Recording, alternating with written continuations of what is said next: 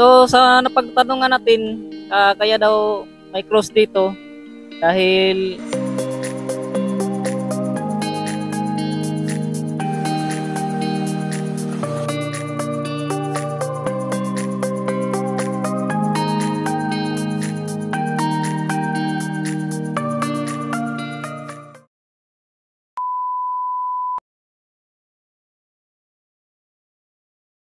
magandang araw sa lahat. Welcome ulit sa ating channel. So isa namang Mindanao Adventure ating gagawin ngayon. Ngayon, nandito tayo sa munisipyo ng Maco, Davao de Oro. Kaiba kasi yung munisipyo nila dito. Ano? Ito yung munisipyo nila. Pero kita nyo yung may overlooking view dito sa harap ng kanilang munisipyo. Kita dito yung buong Maco.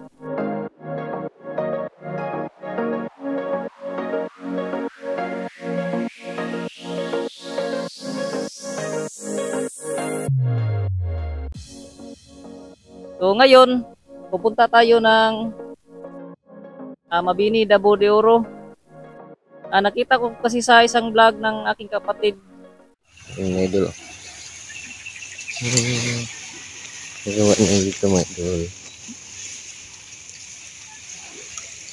Ay mga idol sa may cross.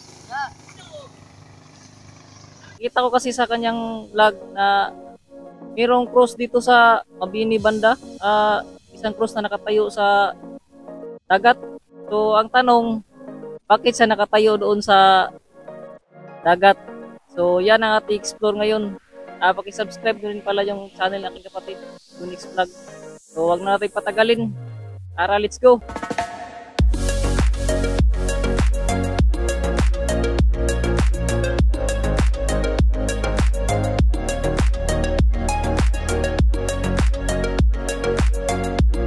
Yan, so palabas tayo dito sa Maco, Davao de Oro. Ang daan pala na ito ay papunta ng Lupon, Mati, Tungong Caraga, saka Gobernador Generoso.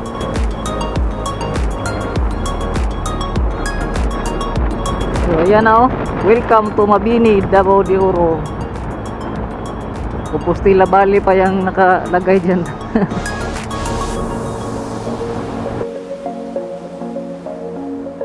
Yan, so after mga 8 minutes na biyahe natin, nandito na tayo sa sentro ng Mabini, Davao de Oro.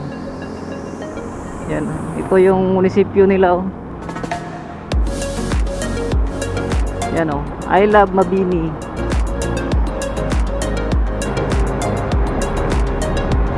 Pindasan. So Pindasan na pala ito, sakop ng Mabini.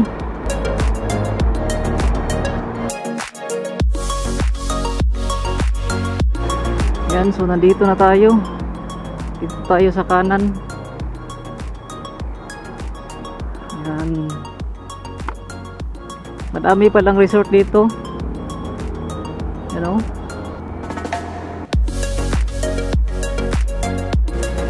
Yan, so dito tayo. Yan, malapit na natin makita yung cross. Dito daw yung banda. Okay, agay.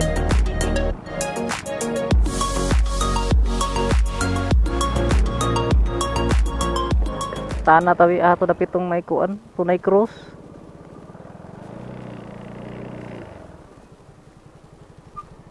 Pwede yung tana, boss? Kabantay ka itong may cross ito sa dagat diri, boss? Diri agion? Unsa dito ano na may cross dito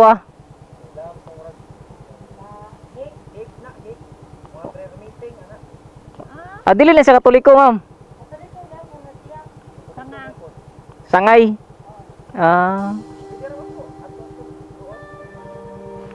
Diri agion salamat. So dito daw yun. Saan na kaya yung cross? So, hanapin natin kung saan.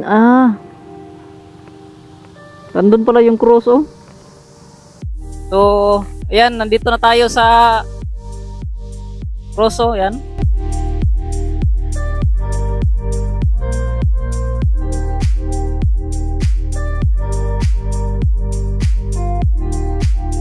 You know?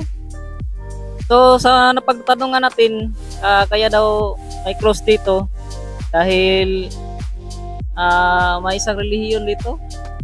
Sikh yata.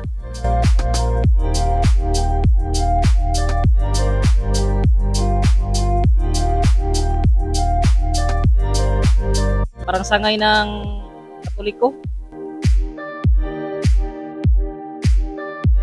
Kaya sila nagtayo ng cross dito dahil dito nila hiniheld yung kanilang prayer meeting, ganyan, gatherings nila. So, kaya sila nagtayo ng cross dito.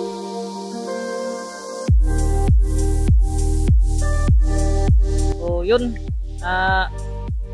sagot na yung palaisipan natin kung bakit may cross dito sa lugar.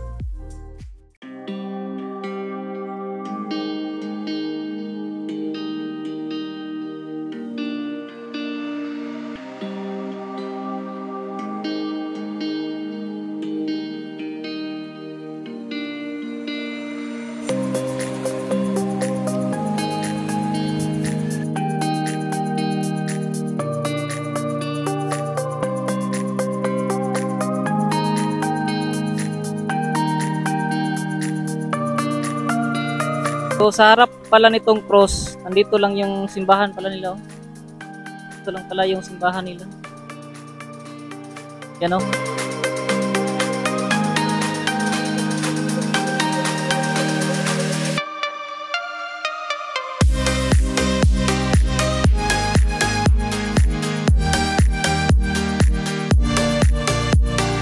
Itong lugar na ito, sakop pala ito ng Tagnanan.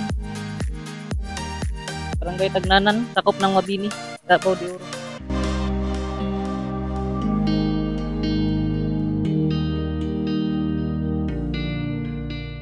So, punta tayo dito sa post.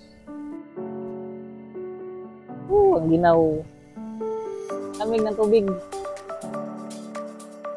Ang lamig ng tubig. So, itong cross pala, sa feet, nasa 10 feet yung haba niya. 5 feet 1 kasi ako. So, nasa 10 feet ko.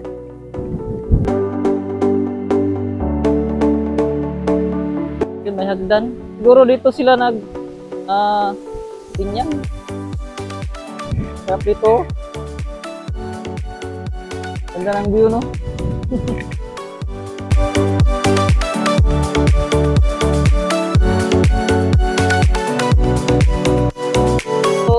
Yan yung Kamal Island, no?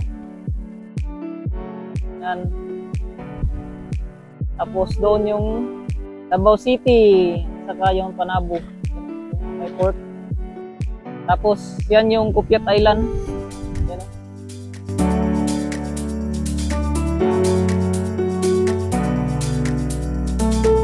So dito pala nag-fishing yung kapatid ko. At ito yung nakita sa kanyang vlog. So kaya napaisip ako kung ano itong cross na nasa dagat. So yan, nasagot na yung tanong natin.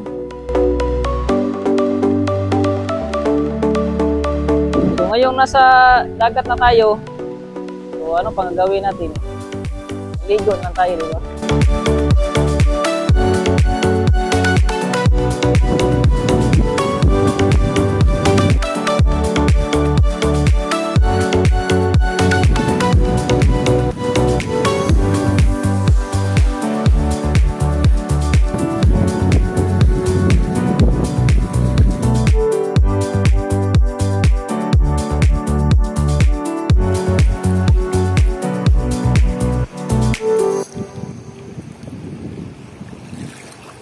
So masaya ko palang binabalita sa inyo, no, na monetize ng aking channel. So sa simpleng hindi nyo pag-skip sa aking mga ads, malaking tulong po yun sa amin para mag-grow pa ang aming channel at saka makabili kami ng income. At yun lang. Saka dito ko natatapusin yung aking video ngayon. So maraming salamat sa mga nanood.